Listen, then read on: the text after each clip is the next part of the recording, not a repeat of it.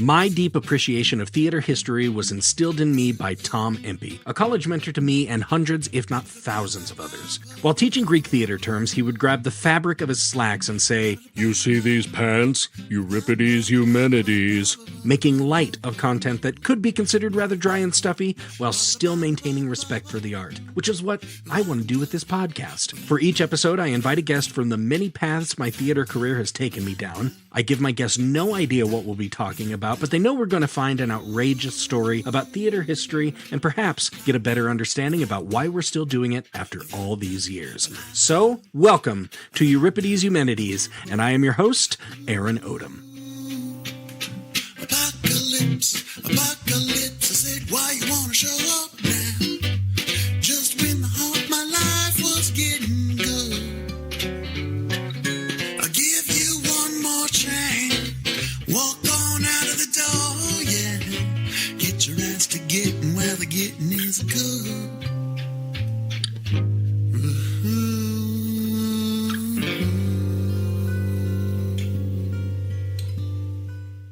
Good morrow, or good evening, Eumenidites, whichever it may be for you. This is Aaron Odom from Trident Theater, bringing you another episode of Euripides Eumenides, a theater history podcast. Returning to the show on this episode is L.A. Based producer Brand Birtwistle of The Brand Productions. Brand and I went to college together in L.A., and due to this podcast have rekindled a pretty fond friendship, as well as we've each gained another person who is never too busy to talk shop. Regular listeners may remember that Brand is one of the producers of an independent film that is currently streaming on Hulu called The Line. We go into a bit of it at the beginning of the episode, but if you haven't seen it, and I unfortunately haven't yet, the film has received a lot of praise and gotten a lot of accolades at festivals and the like last year and over the last little while here. It's pretty phenomenal from what I understand. It's on my to-do list. And plus, it's just got a stellar cast to boot. Go check out The Line. It's streaming on Hulu or rent it wherever you got it. But anyway, Brand has had his hands in a lot of different projects, which we also discussed pretty early on in this episode. Brand has always been somebody who has impressed me as somebody who just has their thumb on the pulse of the culture, and they can recognize demands in the culture. Brand has made it pretty much his career to make his skills fill those demands. So I don't want to go on about this too much longer, but that ability is precisely what drove me to want to discuss this topic with Brand, and we found a lot of things to talk about with it.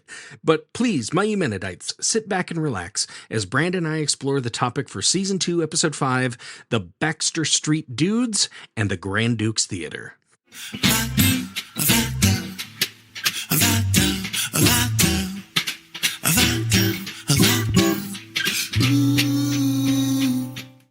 Just as we were talking just now, I'm just realizing I have so many friends in the industry in LA. And on my last episode, I talked to Suzanne and talking about like the strikes and everything and the fires and, you know, and now you've had like almost a goddamn military occupation. LA is a fun place to be right now. Yeah, it's been like hit after hit here, bro. Oh my God. No, I actually went down to the No Kings protest and like the big one, and went downtown to the courthouse. And I mean, I don't know how many tens of thousands of people were out there.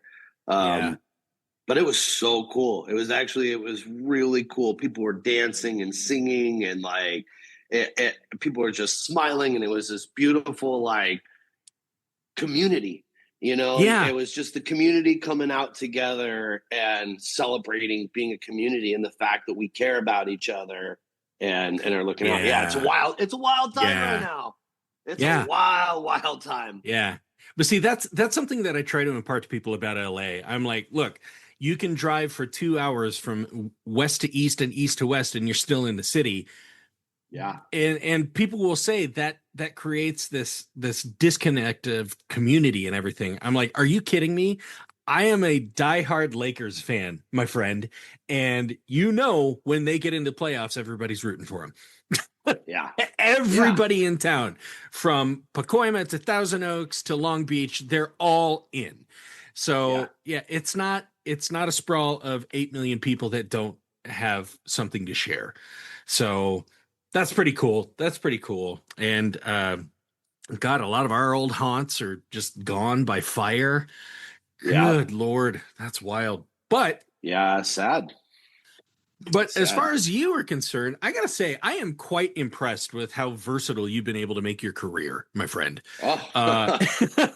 Because I haven't been able to do it. I told you I'm gonna watch The Line sometime. It's on Hulu. I'm gonna do it. I can't get anybody to watch Yeah. it with me. I'm telling Andrea, the woman who walks beside me, I'm like, my friend produced this movie about the hard hitting, like behind the curtain about the fraternity lifestyle. And she's like, yeah, I already know it. I'm like, no, we have to watch this movie. It's great. And I'll tell you what, like Aaron, I know you'll love it because the actors we have are so fucking good. Yes. This young, the talent. I mean, you know, from an older, like our older talent, we have John Malkovich, who's of course an icon. You know, Denise Richards was wonderful to work with. Scoot McNairy is cool as hell. Like we had a great older cast as well. But then our young cast. I mean, I personally, like, I jumped at the movie because Alex Wolff was attached, and I just think he's the most talented young actor that's out there. Every time I watch him, he blows my brain. But then, and now you got Lewis Pullman. You have an MCU guy you've worked with, dude. I mean, and he's everywhere. He's going to be in the new Spaceballs. He's he's in Top Gun. You know, he was nominated for an Emmy for Chemistry of Romance on Apple. Like, he's just rock star. Halle Bailey. Oh God, it's Angus Cloud's. It was Angus Cloud's last movie. Was it really? Yeah. Oh my God.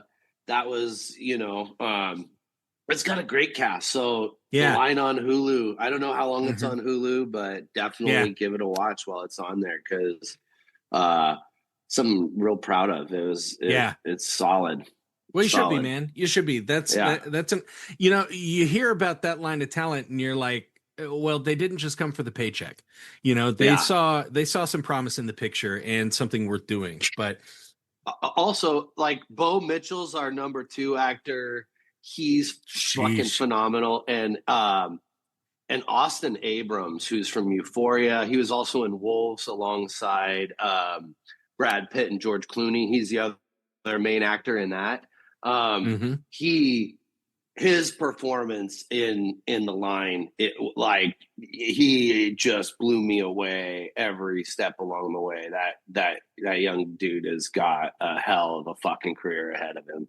That's awesome. I was really, really love getting to work with all those people, and it's just real great thriller, fun little thriller. Yeah. But as far as your career also is concerned, like, I mean, you're not stopping. You have had, like I said, I mean, we've got these things in LA right now. It's like you've got strikes, you've got you've got this unusual situation where like big name stars are doing guest spots that they would never do, and then you've got younger actors who are trying to get those guest spots. They don't have that opportunity now. You have found so much diversity in the career of being a producer that it's not just about let's do TV and film stuff. It's about let's do what people are looking at and listening to and seeing and how they experience and understand this culture, which I think is amazing. Yeah. You know, I love art.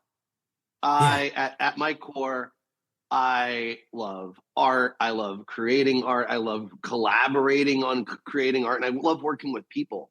And so I'm very fortunate to have kept myself diversified over the years. And to, you know, I mean, even before we met doing stage work, theater, right? I was doing music forever. Yeah. That was always a big passion. And after graduating, I did music.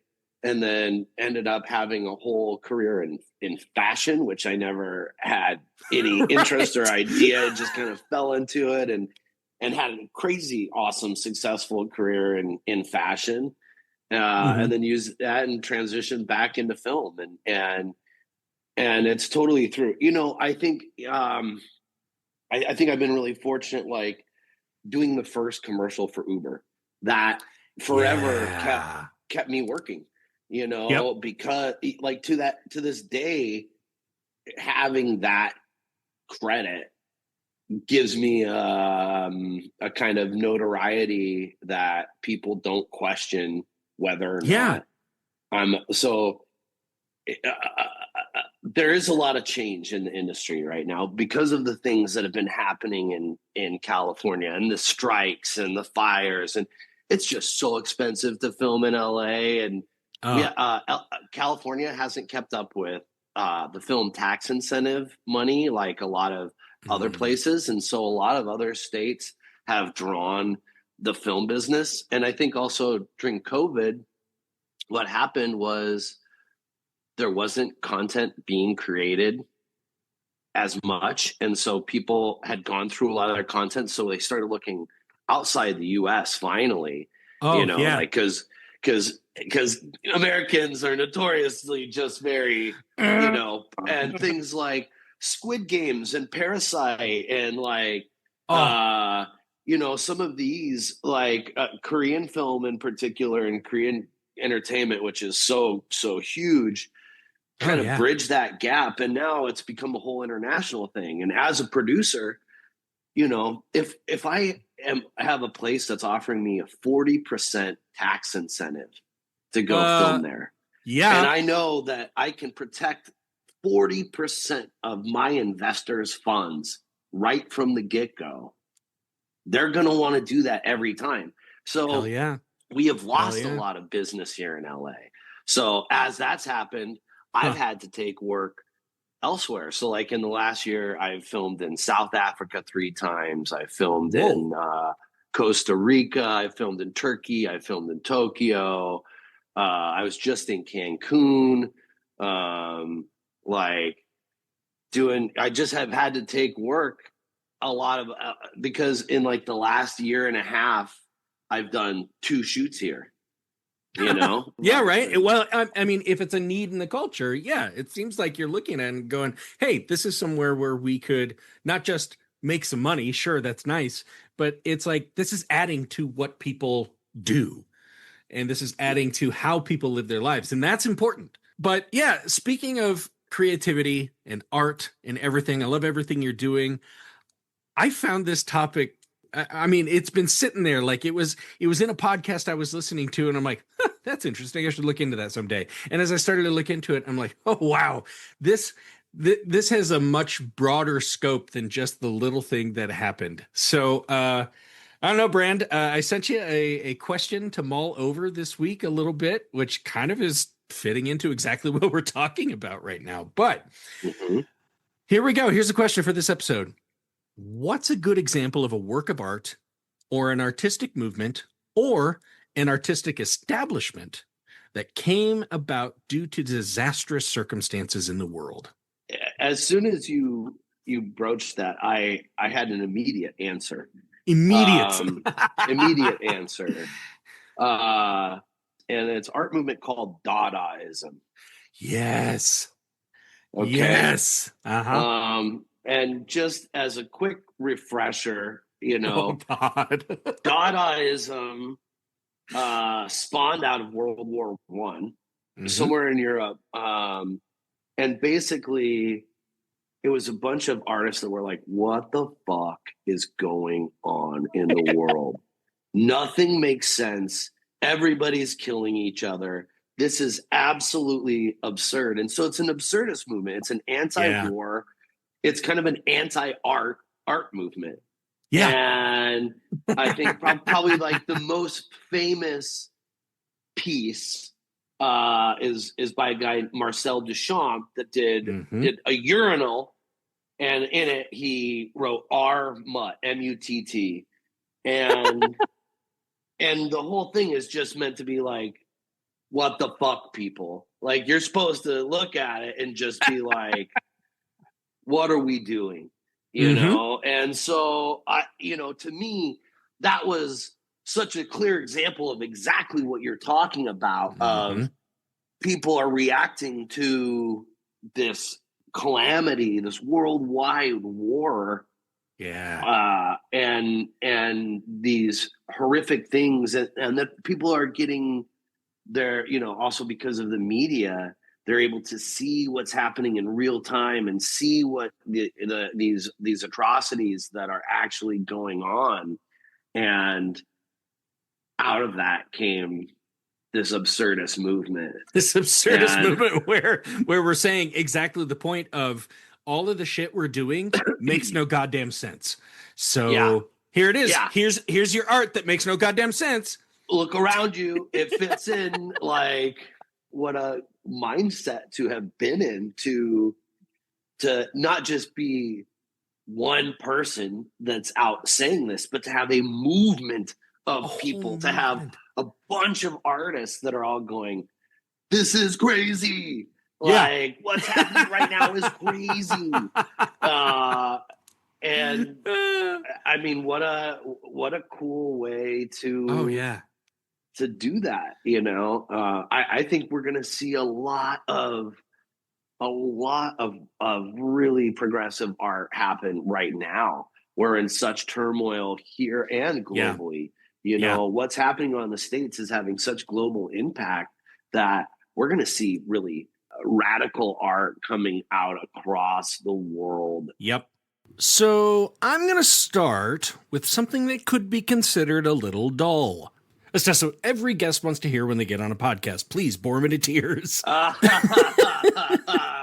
But it is necessary to tell the circumstances of the story. And I think in 2025, while we might not entirely be able to relate to this, we can understand some hardships, particularly economic hardships. So, hey, Brand, you want to hear a story about economics? Yeah. Does it have to do with tariffs? No, please keep going. No.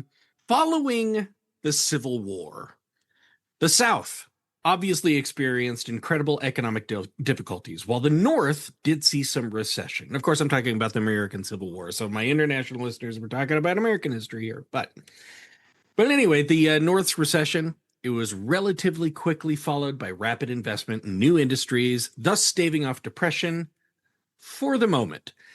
One of these new industries was railroads. Mm-hmm. And much of the economy was devoted to railroads at the time, especially after the first Intercontinental Railroad was completed in 1869. And it took years. And sorry, America, it took a lot of immigrant workers. Okay, sorry. Politicizing a bit. Anyway. Literally, hundreds of railroad companies started up then, as well as the ancillary businesses to support industry. So, you've got to have lumber mills to manufacture the railroad ties, and you've got to have steel mills to manufacture the tracks and everything. Now, all of this, as you may be well aware of, Brand, and familiar with in your business, it required a lot of money. Yeah, building infrastructure. Yeah. Oh my God. And a railroad, particularly tricky and potentially risky because there's a lot of logistical planning that went into building a railroad. And this required a lot of investment money. So it wasn't just single people going out. They had to, very similar to you, talking about your investors, you have to go out and find these people who are willing to invest. Now, this got pretty well upturned when one of the largest financiers of the Union's war efforts and now railroad investment went belly up. The powerhouse firm of J. Cook and Company shut its doors on September 18th, 1873. That's my birthday, by the way, and 106 years before I was born. But I had nothing to do with this. Happy very early birthday. Thank you. But seeing no way out of being able to recuperate their investments, Cook and Company closed their doors. And after J. Cook closed its doors, many other banks followed suit and many other investment firms followed suit. This is like, oh, Wells Fargo died. Like every bank in the country is like, oh, okay, well, I guess we'll just go out too. So here's a quote about the direct impact of these institutions failing. This collapse was disastrous for the nation's economy. A startling 89 of the country's 364 railroads crashed into bankruptcy. That's a quarter. Wow. That's a quarter. Yeah. A total of 18 1,000 businesses failed in a mere 2 years. So by 1876, unemployment had risen to a frightening 14%. Wow. And also, based on what I read, wages went down by at least 25%. So, yeah, big deal. Big impact. Yeah. Yeah. Now, I'm really kind of done talking about economics because obviously, as we've learned, I honestly don't understand too damn much about it. But what I do know is that our current system seems to think that unemployment over 6% is really bad. So remaining in double digits for nearly a decade is just wow. Yeah. So I do want to talk about some results of the Long Depression, as it came to be known, mainly because it lasted from 1873 to 1879. And until 1829, this period was known as the Great Depression. Then we had another one that was even bigger. Yeah. Yeah. Yeah. Why not? Yeah. The other Great Depression. It's great. Great. I mean, what was it they called World War I the Great War? That's true. And then they're like, oh no, hold on to your asses. Yeah. It's really great war. It's a really great war. Really great depression, really great war. I mean, the same thing as Good Friday. Great Friday. Amazing Friday. Yeah. I could do an impression of some. I don't want to. Anyway. Yeah, I'm going to piss some people off if I say anything else. So there are two results that I want to talk about that don't really affect this story. I just think it's interesting that it's kind of pointing out some ways that we might not realize how economic lows impact how history goes. Uh-huh. The first would be that some of these economic woes hung like a dark cloud over the administration of President Ulysses S. Grant, who was in office through 1877. And it's my understanding that he really tried hard to back the economy through gold and silver standards, which made demands for these metals even higher. Yeah. So this resulted in thousands of people migrating to anywhere that it was rumored these metals could be found. One such place that saw a surge in business and thus created a town and was the popular stomping grounds of another character who's appeared on this show. The place was Deadwood, South Dakota. The popular haunt of Calamity Jane, who was a primary episode focus of episode 52. I really want listeners to go back and listen to that one. It was super fun. But yeah, I mean, I just think of all those silver towns, like the entire state of Nevada. Yeah. Let's go up to Alaska. We hear there's some gold up there. I mean, all these people were leaving cities and hopefully making their life off of finding a few shiny rocks. Yeah. Yeah. I mean, I went to high school in Colorado, and it was all mining cities and stuff, especially up in the mountains, you know? Yeah. But another side effect, and a really unfortunate one at that, was that the Great Panic of 1873 apparently caused a lot of political turmoil with some pretty ugly results.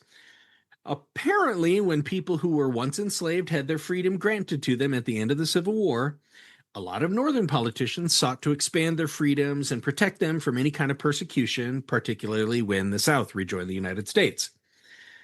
But less than 10 years after that, when the panic hit, the focus of these Northern politicians changed to saving the economy, which left these poor folks with their brand new freedom very little protection. So this led to the strengthening and rise of many racial hate groups, most notably the Ku Klux Klan. Yeah. Classic. Bad economic times. Yeah. Right. Hey, what do you know? What do you know? It's not like history review. What? Never heard of that. Yeah. Okay.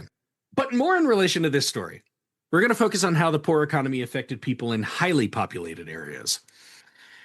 Now, it wasn't just the promise of finding gold or silver that drove a lot of people out of the cities into the West. Frankly, the Depression created some very dangerous situations in cities due to the effects the Depression had on like wages and crime and people losing their homes. You know, people are just turning to anything to get a little bit of money and keep the tax man away. Yeah. Right? Yeah. I think that's what a lot of people don't entirely understand about criminals. I mean, not every one of them is like, I want to cause death and destruction. It's like, I've got kids to feed. I've got bills to pay. Yeah. you know? So I went to South Africa for the first time about a year ago. Oh, man. Like actually 13 months ago, like June into July of last year, and I absolutely fell in love. It's just the most beautiful place. It's like California. It's got the most unbelievable mountain ranges. It's stunning oceans everywhere. The people are wonderful, but it has a 40 to 45% unemployment rate. Holy, whoa. It has the largest shanty town.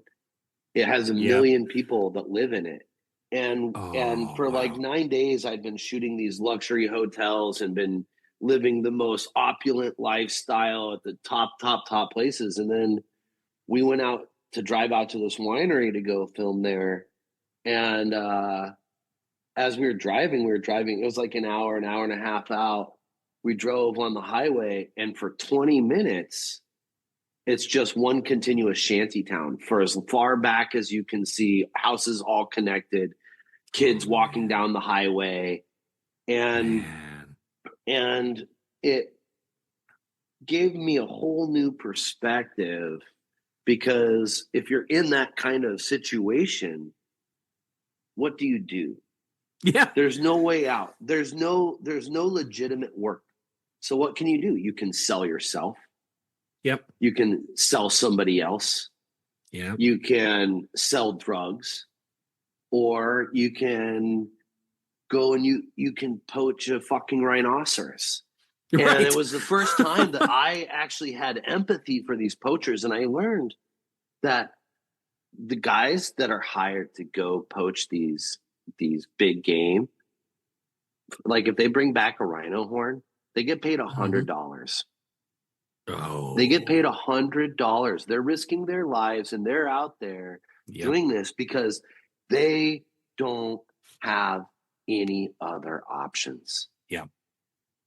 And it was wild to see it. And I hope you don't think I'm speaking for you. Obviously, poaching rhinos is not a great thing.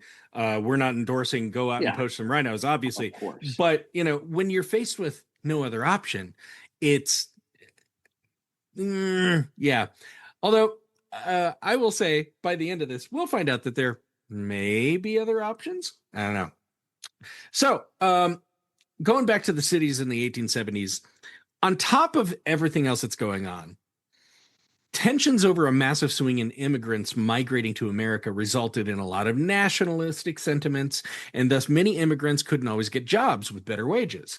Immigrants also just turned to crime just as a means to combat abject poverty. Like we've been saying, it's like my sons both got summer jobs. Like one of them's had summer jobs for a couple of years, and then one just started, and he's working at our local movie theater. It's like slinging popcorn and taking tickets. It's pretty easy, right? But initially they weren't going to hire him because he'd never worked before.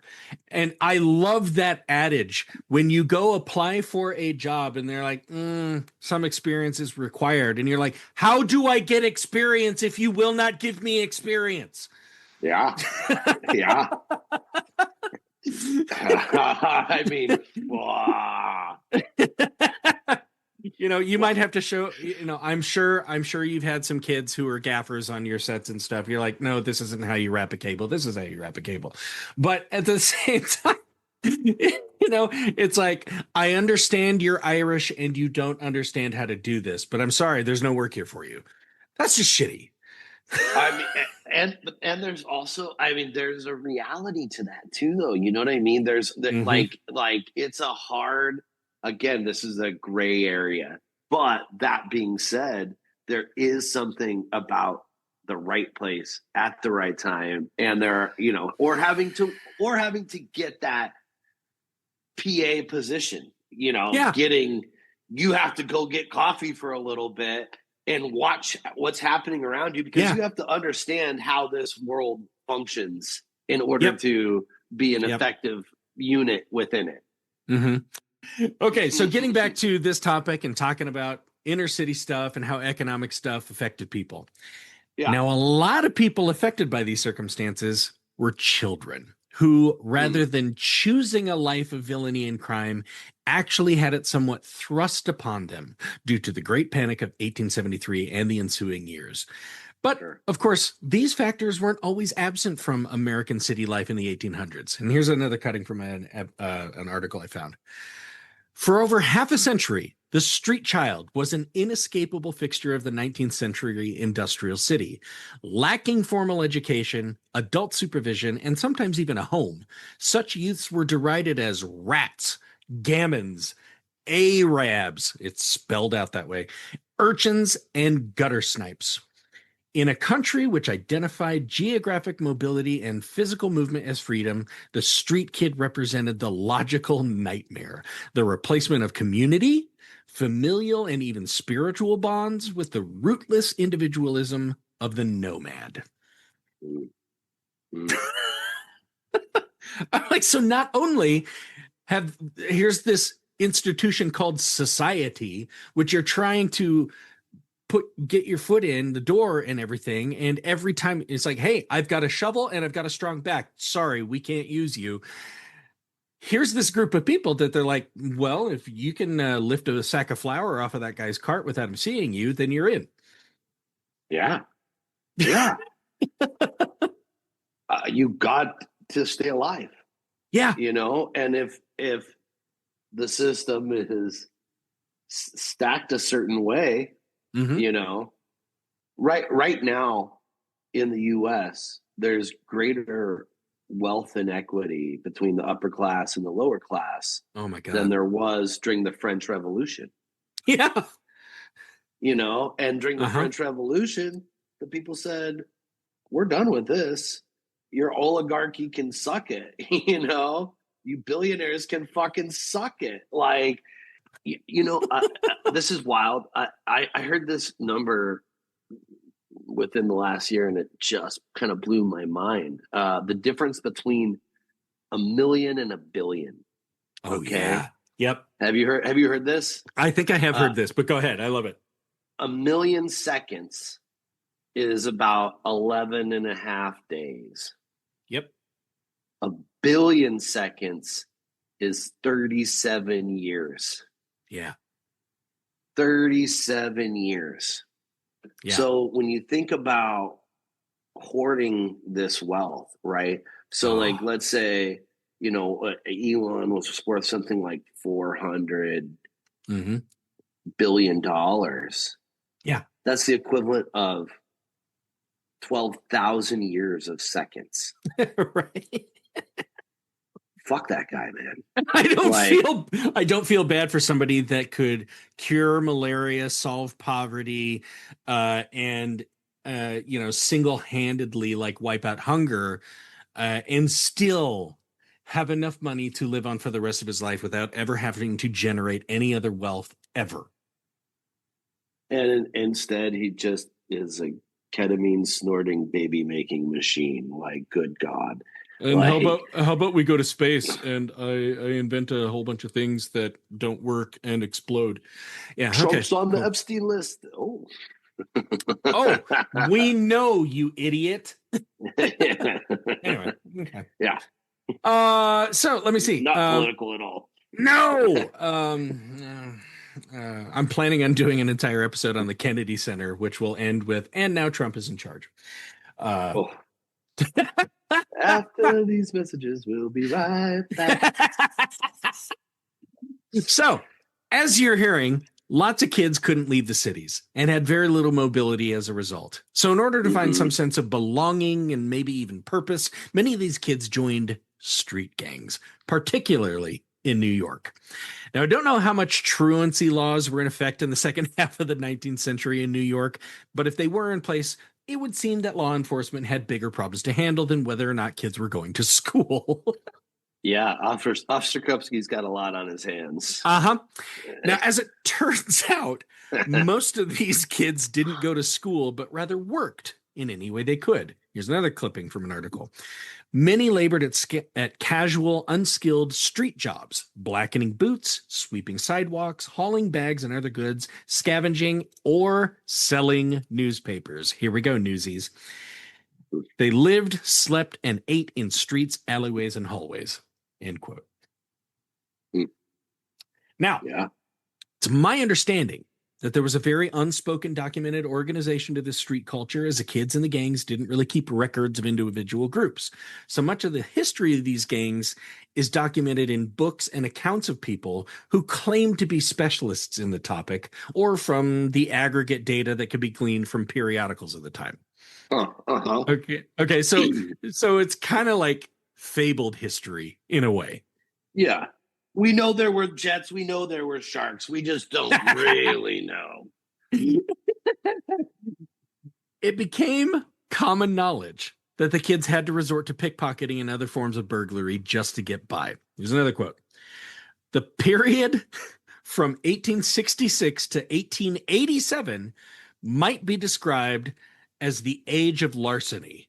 During those 2 decades, larceny comprised between 1/3 and 1/2 of all crimes in New York State.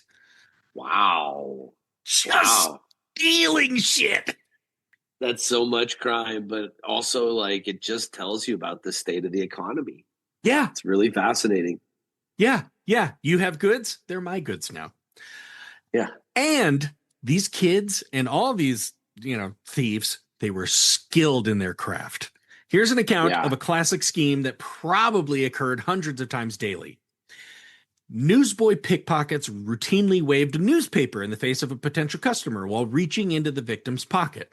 Yep. One newsboy described how he boarded streetcars, approached male passengers, and shoved a newspaper in their face, yelling, "News, boss!" The diversion gave him enough time to pick their watch and chain. This newsboy bragged, "If you stand for a newspaper under your chin, I can even get you socks." Yeah, dude. I had my phone pickpocketed off of me when I was in South Africa. Oh, really? Like, yeah. Full on. I went out to dinner with one of my colleagues, walked him to the Uber, and I was gonna grab a drink, and as I was walking away, this guy came up to me trying to sell me Coke, and I was like, "I don't do that, no thank you." And he's like, "Oh, I really like your jeans." And he started like shaking my pants. And I was like, "Get away from me." And I'm pretty sure while he was doing that, somebody else just swooped into my pocket. And wow. I went in to go pay for my drink. And I was like, "Where's my phone?" Gone. Yeah. Gone. Wow. Yeah. There's wait, on that topic real quick. There's a very cool movie. I want to say it's a French film, definitely European. Maybe it's Italian, but it's called Pickpocket. And it is. They show you how exactly what you're talking about. It's an older film, and just the sleight of hand and the way that they go in and the distractions to get it, and how they then would like hand it off between them and work together. Very cool movie. It's a system. Movie. It was a system. Yeah. That makes me think of, we're kids of the 90s. It makes me think, how many times did I go see the original Teenage Mutant Ninja Turtles movie in the theaters? Oh. And there was just that one scene at the beginning where somebody slips a wallet out of somebody slips a wallet out of somebody's pocket and exchanges like 10 hands before you see this gloved hand with, ninja shit on it. And you're like, ooh, it's really nefarious out there in the big cities. Shredder. Yeah. What a great movie. Oh, man. And Indy, too. That's amazing. Anyway. Yeah.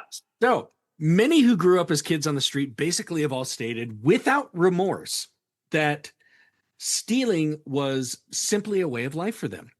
While studies eventually showed that most of the pickpocket kids did have homes to go to at the end of the night, they certainly did not come from homes of financial comfort. So it's like, mom and dad can't afford to eat. Fine. I'll steal some guy's watch and sell it. Yeah. Yep. However, for many of the children who did not have fixed housing, they found places to congregate and at least have shelter for the evening. And most of these gangs found their headquarters in and around the 5 Points region of Lower Manhattan.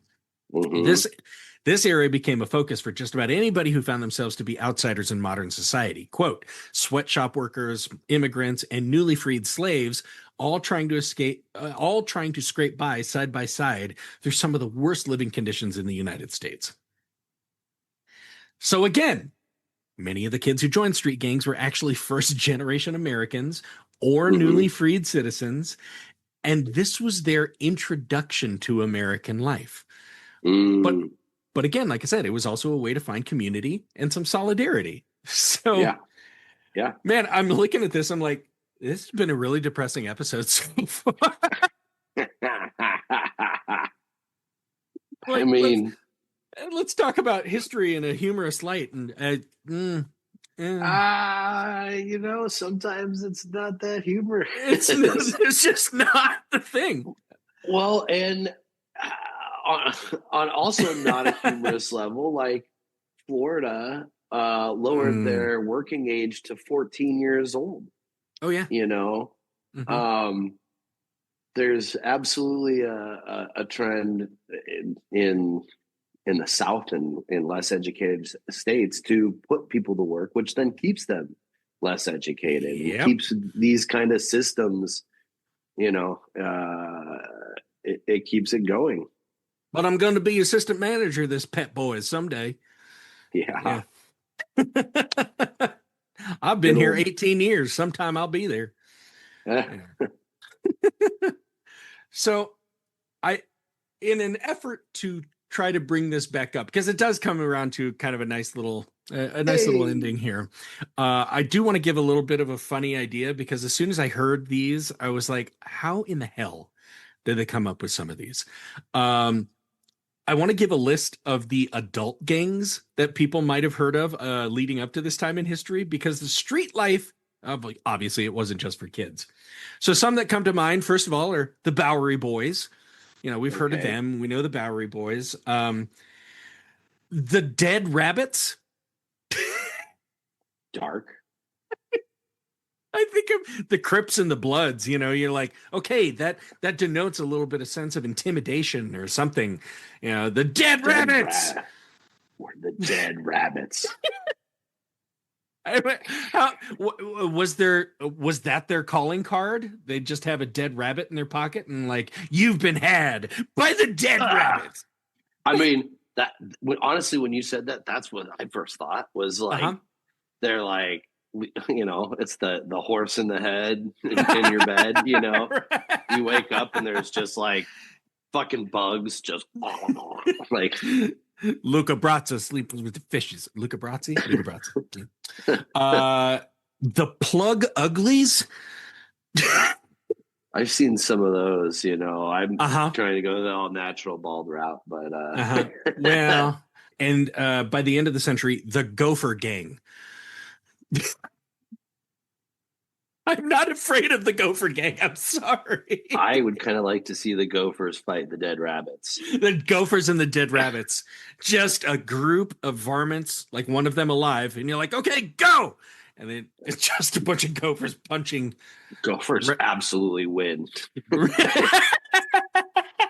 Who won? Well, the Dead Rabbits were, they were dead. Yeah. They didn't put up much of a fight. Now, why these gangs didn't necessarily discriminate against having kids in their ranks, kids' gangs also grew in notoriety on their own, mainly just by association with adult groups. So, let's focus on one of these kids' gangs and actually get a fairly hopeful story out of this. What do you think? I think so. I hope so. Let's do it. Everything else, we do these things for distraction from the real world. And here I am talking about economic woes. Okay, here we go. Here's their name. Here we go. The Baxter Street Dudes. Baxter Street's back. All right. I had to do that so many times as I was writing this. Oh my God. The Baxter Street Dudes was a kids' street gang known for congregating in the cellar of a pub on Baxter Street, right in the center of 5 Points. The Dudes were led by the charismatic baby-faced Willie. Mm-hmm. I want to see their stage show so bad. Oh, wait. And rather than get a reputation for being rough and tumble kids with a penchant for stealing, the Baxter Street Dudes had a different plan for acquiring income. They started a theater. Fabulous. I love this. We're starting a gang, guys. What are we gonna do? Julius Caesar. No, like what are we gonna steal? Oh no, we're not gonna steal anything unless the script requires it. Then we're gonna do it. But until then, it's nothing. I know it hasn't been written yet, but My Fair Lady. Tommy, you're gonna be Eliza. All right. Now, throughout most of my research, the Baxter Street Dudes were primarily listed as a non-violent gang. Well, duh, they started. No. Besides using their street smarts to steal what they needed to put on shows, set pieces, props, and costumes. Epic, man. So while starting slow at first, the Baxter Street Dudes began changing the low price of 5 cents per ticket. And according to online inflation calculators, as we're recording this in August 2025, the price of a Broadway ticket valued at like $120 would have been just under $5 in 1873. Okay. So a 5 cent ticket would have been $1.34 today. Wow. Now, sometimes the theater would charge 10 cents for better seating and even up to 15 cents for their prestigious box seats in which the entire audience could see the guests of honor. There were only 2 boxes for box seats. That's $7.50 a pop. This is your guest of honor, right? Baxter Street Dudes. All right. I'm doing that. Everybody. All right. Yeah. The Baxter Street Dudes converted that cellar in the pub as best they could into a theatrical venue that would eventually seat 300 patrons just in generally chairs or benches on the floor. So let's say the boys filled their house 5 days a week at 5 cents per seat. That would mean the dudes would make $75 a week, which would just be a little over $2,000 per week today.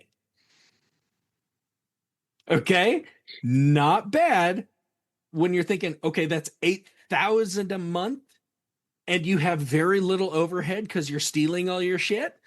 Yeah. But how many people is that split between also? Probably like maybe 10 to 15. That's not much per head. Yeah. You know. Yeah. That's why you're stealing everything. Yeah, you gotta keep some money in the bank but so you at can least put on more shows. Non-violent, you know, they're non-violent. Hey. They're finding ways to make money without having to, really go after it and hurt a lot of people. They're just like, somebody's missing some curtains or somebody's missing some chairs or, street art could maybe be a modern. It's non-violent. Does it cost money when it's done in a certain place, but also some of it now is worth a lot of money, right? Yeah. So like when you say that, I think of that time when Banksy put one of his things up for auction, and as soon as the gavel hit and the guy spent like $100 million on it, it went through the shredder. Right below it, it was framed in a shredder. Was awesome. Oh my God. That was amazing. Yeah.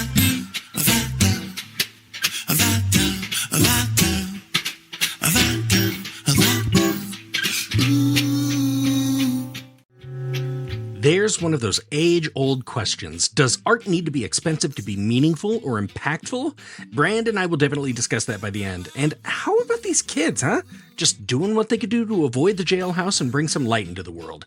Anyway, while we're stopped, I'd love for you to connect to the show on our Instagram feeds for Euripides, Eumenides, or Trident Theater. You can also see what Brand Birtwistle is up to at his website, which is literally thebrand.productions. I'm not kidding, thebrand.productions. No .com, no .org. Don't believe me? Go try it yourself. I've got it linked in the show notes, thebrand.productions. Well, speaking of Brand, let's get back to him and the rest of the history of the Baxter Street Dudes.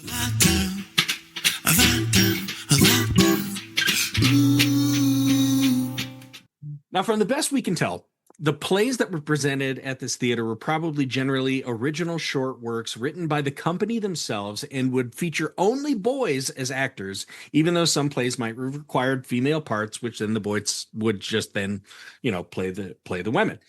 The stories would be tales from their own lives, stories in the ilk of those told by Charles Dickens about, urban street life. And they told of all their harrowing adventures of having to live on the streets and make their money by stealing whatever they could and living wherever they could. And yet they still came out on top at the end of every story. Hey. Right. I mean, what else would you expect from the Baxter Street Dudes? Yeah, absolutely. And, they're putting on Annie next week. Anyway, yeah. Right? Babyface Willie, let's go. Let's go. Get your red wig on, Willie. All right. Now, most likely due to the low admission price during an economic crisis, the theater started to flourish. So much so that when Baxter Street was regraded sometime after opening, so the street got a different grade to it. And I've seen this happen in urban areas a lot. Like they regrade a street. And so you don't have access to the front of the building anymore because it's like 6 feet underground. Yeah. So that when that happened, police often reported that strangers would come to Five Points from all over and ask their assistance in finding the new entrance, which has just been relocated to behind the building in the backyard. So police noticed that there's just this influx of people coming in. They're like, I'm looking for the Baxter Street Dudes. It's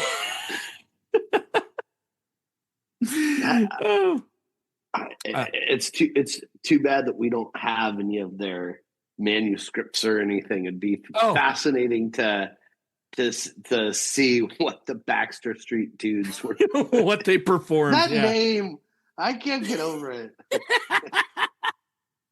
That's the best. The theater soon became known as either the Grand Duke's Theater or the Grand Duke's Playhouse. Now, this is because, even though it was only rumored, that when Grand Duke Alexei Alexandrovich of Russia visited New York, the dudes named the theater after him for one of two reasons. One, in homage to his visit after he came to one of their performances. Hey, I mean, what is there to do in this town? There are little boys who put a theater on in the most dangerous part of the city. I'm in. I fear no neighborhood. Yeah.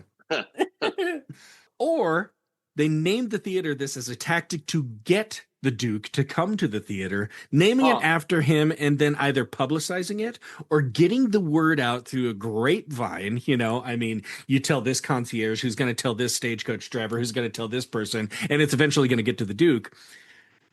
They started this all just in hopes that they would get him to attend. Either way, it's still not certain if the Duke did attend, but we do know that the theater was eventually just known for this name.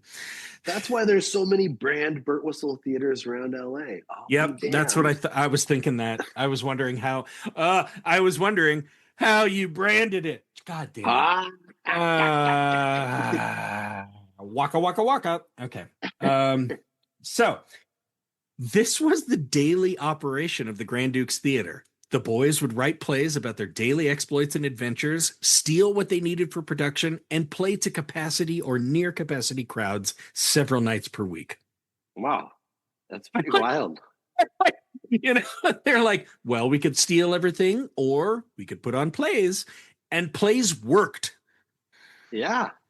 But I mean, that to me speaks to a much bigger thing. Like in times of woe, it's those periods of escapism and cheap escapism that we turn to. I've said it way too many times on this program, but what did we do during COVID? We binged. We binged like crazy. I did Justified. Oh yeah. I mean, I did like 972 shows a week. Like, yeah, fuck. yeah. Call of Duty kept me partially normal. Kept me interacting with my homies. We were like, hey, and nobody had work. So it was like, hey guys, getting up. Have you left the house today? Nope. Did my thumb warm ups. So anyway, the Baxter Street Dudes' success was so great that they were. I'm sorry. All you can see is baggy pants and floppy bleached hair, right? Yeah, like all white matching outfits. Yeah. But anyway, they were so popular that they were even known to have performed a few benefit events for those who were suffering as a result of the Great Panic of 1873. All proceeds went to charity, and this happened several times. But seats for that show are as high as 20 cents, which is about $5.36 today. Okay. I know. I'm like, even that, okay, I could do that. Yeah. It's a very sweet story. Isn't it cute? Yeah. Yeah. And the rest of the time, the proceeds went straight to the gang so they could put on more shows. And according to some reports, this was the way of it for nearly 5 years. Their popularity grew and grew. Many volunteered their works or efforts just to keep the business afloat. For example, artist Frank Leslie would often donate woodcut printings to the boys for marketing purposes. And he also gave them some set pieces to keep in their inventory, such as a stage curtain. I mean, that's not a wood carving. Yeah. I don't think people understand what the hell a wood carving is anymore, or wood cutting. Like, you have to carve it into wood. You have to put it on ink. You have to put the press thing on paper, and you do that. Curtain is expensive. No shit. Yeah. He just believed in it. He's like, these kids are going to do something good someday. I think that's amazing. The fame spread to the point where they took their show on tour. The Baxter Street Dudes went on tour. Can you imagine? The good old days. A residency in Vegas, right? Yeah. Here's from a New York Times article from 1887, which chronicled the life of the theater. The Grand Duke Company went on the road visiting such places as Hoboken, Elizabethport, Gowanus, Williamsburg, and Nyack. They played a week's engagement at Cooper Union and gave a 2 weeks performance at the parochial school on McDougal Street in aid of St. Anthony's Catholic Church. So they're like it's like Comic Relief or Live Aid, the kids gang. Yeah. Little Robin Hood action. A little bit. I mean, and it was absolutely legitimate. It's just they're putting on a show. Except for the robbing and I guess they rob. Not rob, just a little theft. It's borrowing. It's permanently without asking. Yep. But the Grand Duke's Theater was not without its share of troubles. Many of the patrons of the Grand Duke's Theater were actually members of rival kids' street gangs who just wanted to start fights in the auditorium, which they often did, and the police would be called to break it up. I mean, this is why we can't have nice things. Yeah. In the street, in the gang, Well, I mean, great idea. Let's put a theater up, but you're putting it up in the most dangerous part of the place where, all these other kids' gangs are looting and fighting, and they're watching like the Bowery Boys just be like, well, there's a whole clan of Polish people coming in and we want to beat the holy living shit out of them. So, yeah. Let's do it in front of these kids. Play. Right. Let's do it while they're performing Romeo and Juliet. Your play sucks. Yeah, usually it's just eggs and tomatoes. I hate Shakespeare. By the way, they never did Shakespeare, but it's fun to think about that. Like all these kids playing like King Lear. Anyway, now the police actually had something of a soft spot for the boys. I can't really point to specific documented interviews or publications, but I think the police in that area saw the theater as a good sign that the neighborhood did actually have some hope.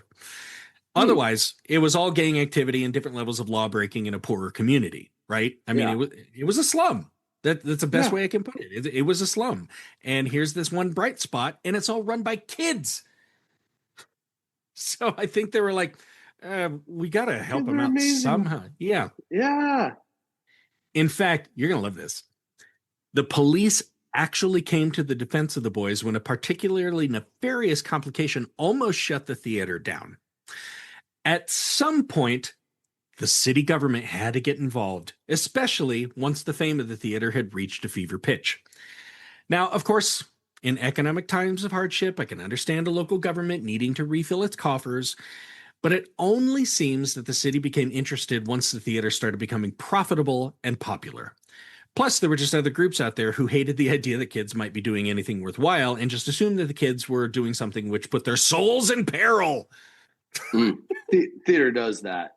Oh, know. yeah. Oh, arts in general. I mean, Yeah. from rock and roll Yeah. music to mini skirts to absolutely, there's the sign of the devil. Yeah. I mean, it's just the unsubstantiated claim from the unenlightened about the value of arts. It's like, Yeah. thinking and having fun. Oh, sharing empathy. Empathy. Oh no. I know that's a bad word these days, which Man. is terrifying. Yeah. Yeah. So the city cracked down. You see, to operate a theater within the city limits, there was a $500 amusement license fee that could be owed to the city on an annual basis. Now, Ooh. not necessarily that there were, agents all the time who would go down, or people had it on their calendar. It's like, oh, it's time to pay the fee today. It only really seemed to be enforced when the city wanted it to be. Ah, yes. Yep. Naturally, the boys refused outright. That didn't stop City Hall. They consistently hounded the boys. I assume through the post, sending them notices, your bill is due or we're going to shut this place down, and probably through visits by agents demanding payment. Well, it's my understanding that the story broke in the press and the public absolutely soured on the idea, often writing in periodicals about how ashamed they were in City Hall for going after these boys. Yeah. It's also my understanding that the police were instrumental in the prevention of the collection of this fee by either preventing the agent's entry into the Grand Duke's Theater, like, you don't have a warrant, guys. Sorry, we can't let you in. Sorry, ICE. I mean, what? Yeah, what? Who? You lower your mask? Yeah, anyway. Or the police just probably gave him bad directions. That's amazing. I don't know. I've never heard of the Grand You Duke's go Theater. right down here, you hit the 405, and you just keep going. I think they relocated to Boston. No, this is New York. I don't know New York. You go over the bridge to Jersey. I'm pretty sure they're in the meatpacking district now. Yeah. In the end, Brand, public opinion won out, and the fee was never collected, making this one of the first times a theater was able to flout City Hall under the auspices of just making a positive impact on a community in a time of need. Gotta use your voice, man. I freaking love that. I love that. Yeah. Now, the Grand Duke's Theater lasted for about 5 years and eventually had to be shut down because the gang violence from rival gangs just couldn't be kept out of the building long enough. And those rival gangs I mentioned earlier, apparently they disrupted performances so often, and the disruptions would turn quite violent, that the Grand Duke's Theater eventually had to shut its doors, like every night. Dead rabbits ruin everything. Oh, damn gophers! Oh, wait, it was kids. Maybe it's the junior gophers at that time. I don't know. Yeah. By the end of its run, and due to the dead bunnies. Oh. By the end of its run, and due to the popularity of the theater, the highest price seats were valued at $5, which is about $133.94 today, an average ticket on Broadway, right? Yeah. Okay, now, Brand, I'm sorry I have to do this, but I'm going to do one of my signature record scratch moments and let you know that just about everything I've told you about the Grand Duke's Theater was mostly made up. Well, I was along for the ride. Yep. Now, a lot of what became public knowledge about gang activity in New York City from this era came from a book by journalist, what's his name here? Herbert Asbury. The book was originally published in 1928 and became the primary inspiration for the Martin Scorsese film, Gangs of New York. The accuracy of the historical data therein has been challenged many times by historians, despite the popularity of the movie. So there were no gophers. There might not have been gophers. No, I know the gophers were actually in existence, but like the level to which there was like street war, like as portrayed in that movie, you're like, that seemed like nobody noticed. And you're like, did everybody just get the memo that the brawl is happening? And that's why there's no auxiliary violence, nobody. Okay. Yeah. Anyway, one blog I read looks at a lot of the same sources that Asbury did and also makes new conclusions based on further discoveries that have been made since 1928. Now, I shouldn't say that the entire story is false. But there were some elements that weren't as true. And here's a longer quote from this blog I found. The boys who formed the Grand Dukes Theater in late 1873 were a group of 6 to 8 Sixth Ward newsies and bootblacks ranging in age from 9 to 16. They came from poor or modest families, but none were known to be homeless. Though they hardly could have grown up ignorant of street crimes, they appear to have been, with a few exceptions, law-abiding. Several were quite literate and were known to have attended school. Most of all, they were just fans of popular theater, especially of the productions in the Bowery theaters, variety and musical theater, i.e. what would be later known as vaudeville. End quote. Okay. So they're just a group of kids in a bad neighborhood who were like, let's start a band. So wait, what was real and what was not there? Oh, I'm getting there. Okay.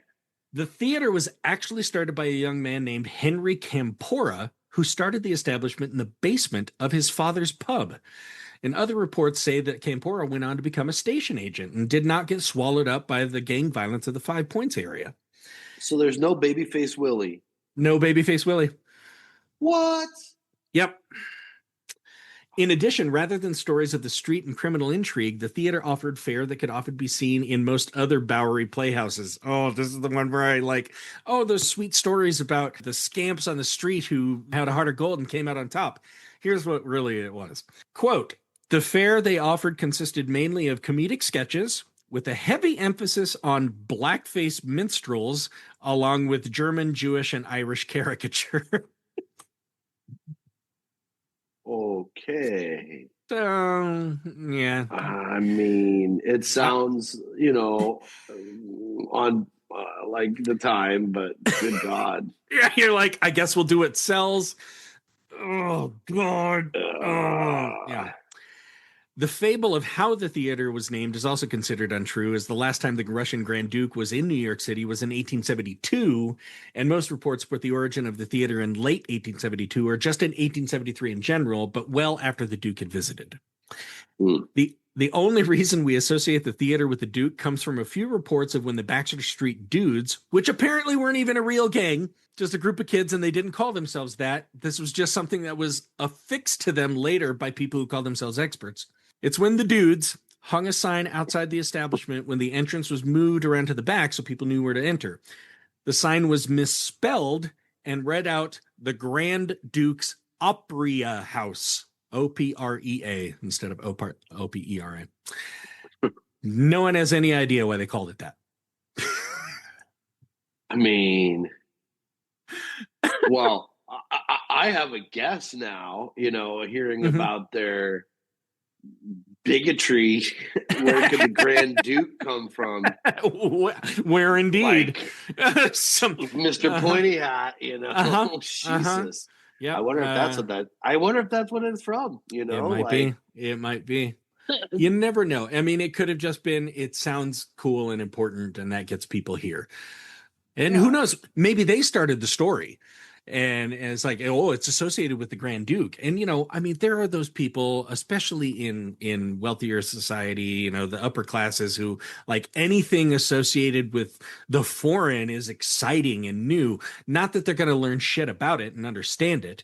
You didn't have people who spoke fluent Russian. They might be like, I bought a Fabergé egg and I am really into Russian stuff. So let's go see the Grand Duke's Playhouse. Yeah, why not? Yeah, people love luxury, man. They're like, oh yeah, you speak French, do you? Ooh.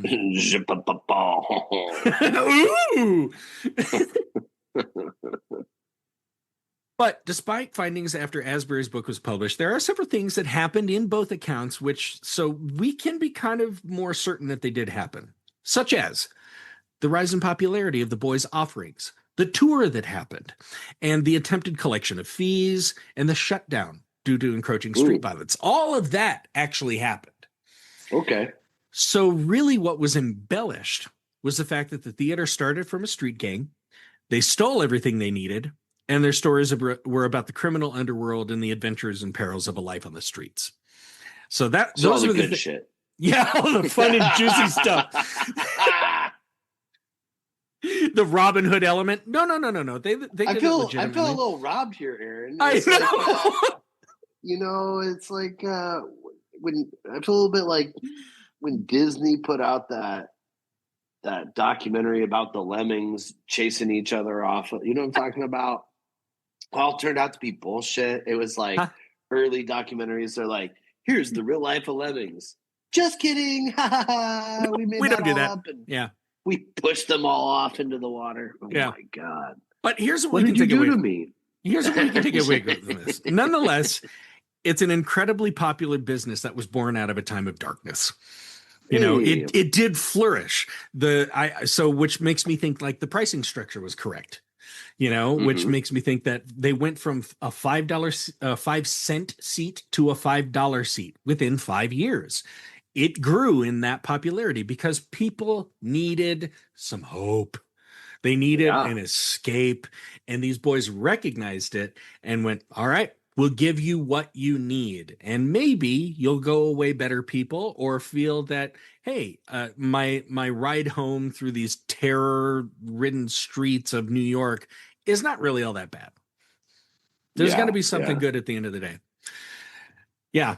So these boys didn't just want to make their lives stealing. They'd rather make art in times of woe, which I think is amazing. Yeah. Make art, not war, man. Right? Mm-hmm. Far out.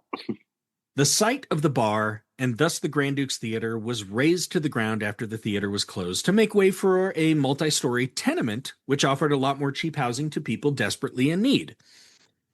The site is now part of Columbus Park in New York City, which features a soccer field, tennis and basketball courts, and a large playground.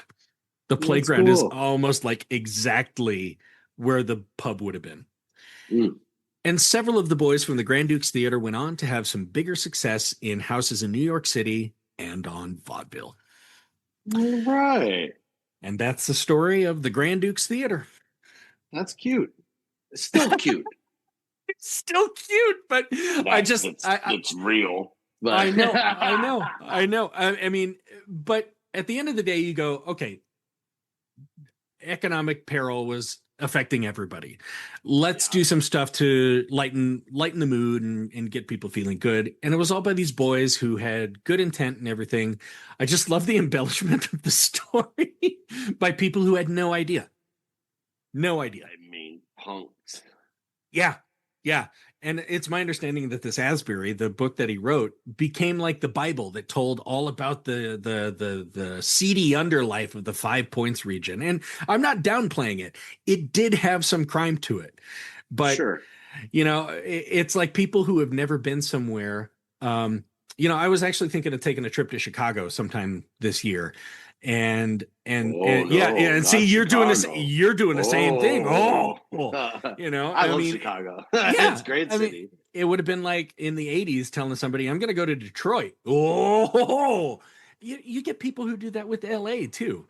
I mean, yes, there are criminal elements. There are criminal elements everywhere. There are bad things that happen anywhere.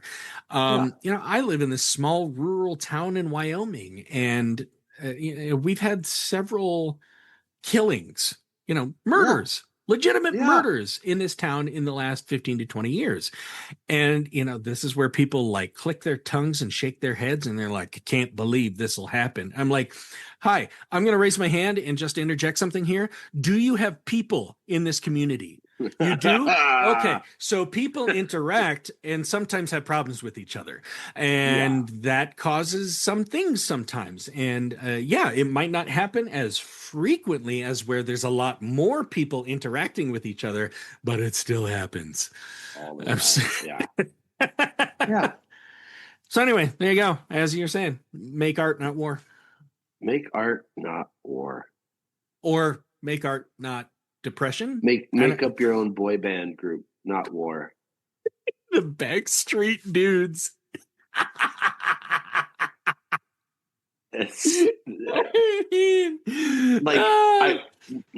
There's a part of me that wonders if the Backstreet Boys got their fucking name from that.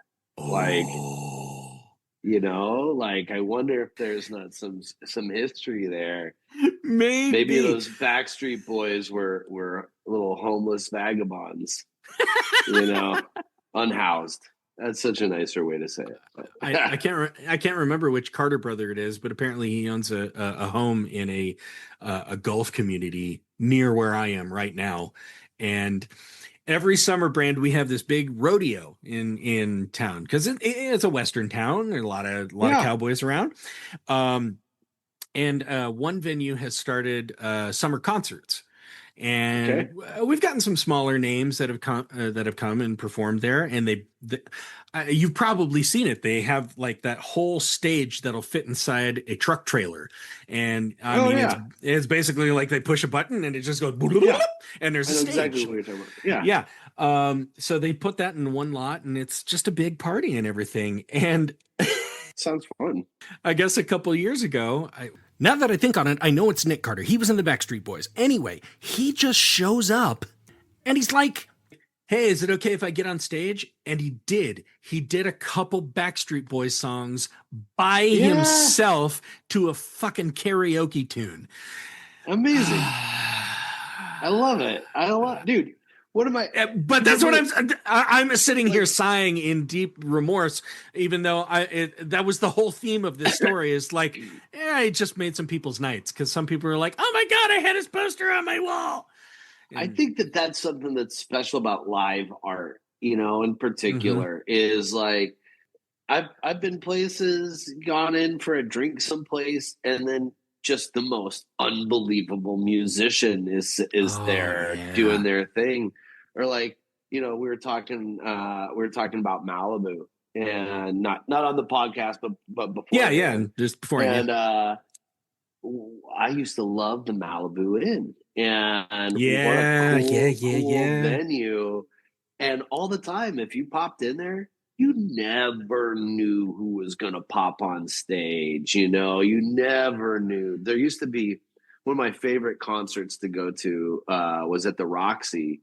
And there was this kind of mega group called Camp Freddy. And you never knew who was going to be a part of Camp Freddy. I saw Billy Idol. I saw Tom Morello. I saw Blondie. I saw Sid Vicious. I saw like fucking all kinds of like, or not Sid Vicious. I'm sorry. What was the fucking Jonesy? It was Jonesy. Oh, okay. Yeah. It was like, Sid's dead. It was like Mark McGrath. I met Mark McGrath. Like nicest dude in the fucking world. You never I was like, all right. But it just was like, you'd show up and it was just people creating art, just rocking to rock, sharing something. And, what a beautiful thing. Yeah. I'm a big fan of stand-up comedy. And, I love getting behind the scenes and hearing from people on podcasts or interviews and stuff about how they created the bits that made them famous or how they do their craft and everything. And I love the guys that keep working on it.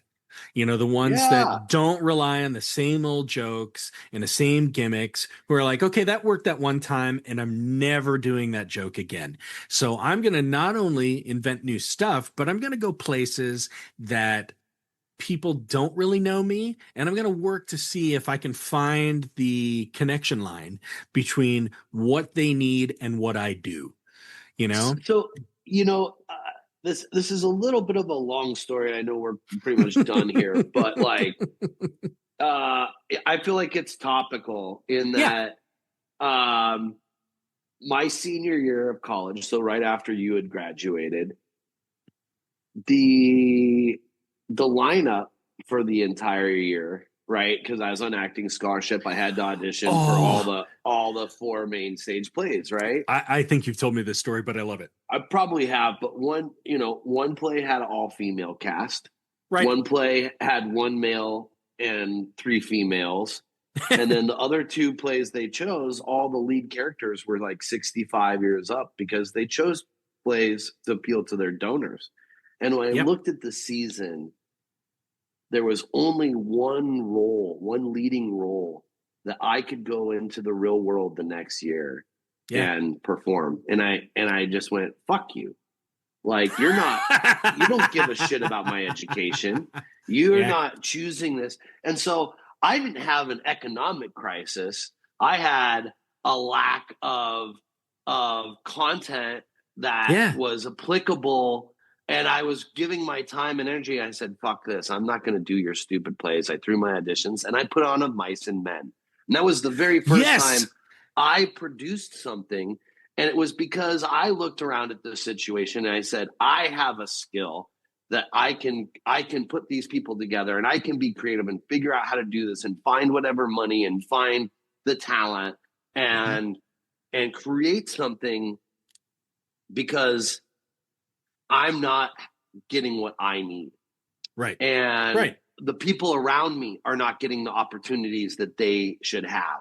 And so we're going to create that ourselves. Yes. And I think that is very much what, really great art does is I have a voice. I have something to say, like I have a script right now that I'm not going to talk about because we're currently making sure that it's not in development anywhere else. But like it's topical and it is history repeating itself right now. And this is something that like my ability to have impact is through my skill. So I'm going to generate something right now that is reflective of what's going on, that is also historical.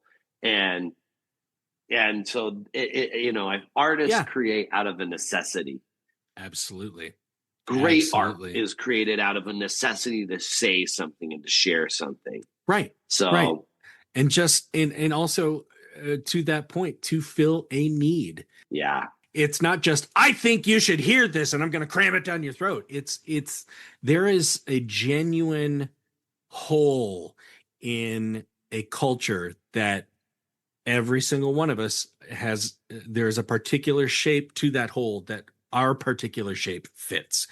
And it's not just one thing at one time. There are certain people who have been like, I had my one shot, I'm good, but it does keep evolving in that way, which I think is fascinating. So who knows what would have happened to the Baxter Street Dudes had they been allowed to continue on and actually been called the Baxter Street Dudes.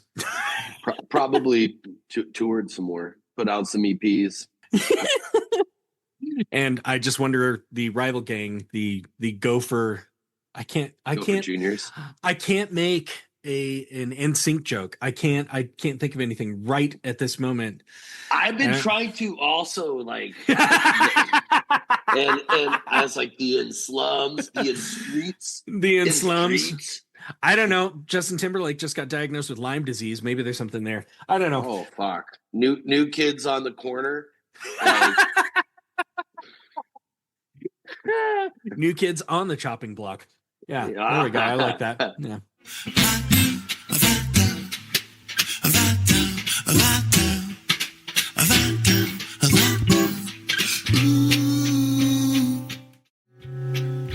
Maybe it's just me, but I've always been drawn to that type of art that seems to come out of an unspoken necessity rather than just to pass the time.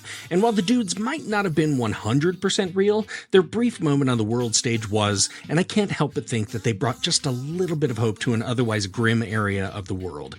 I'd like to thank Brand Birtwistle of the Brand Productions for his contributions to this episode, and I'm sure to have him back for more. But for now, I'll sign off. This has been another episode of Euripides Eumenides, a theater history podcast. I have been your host, Aaron Odom. Another episode will be in your ears in a fortnight, and I will see you at intermission.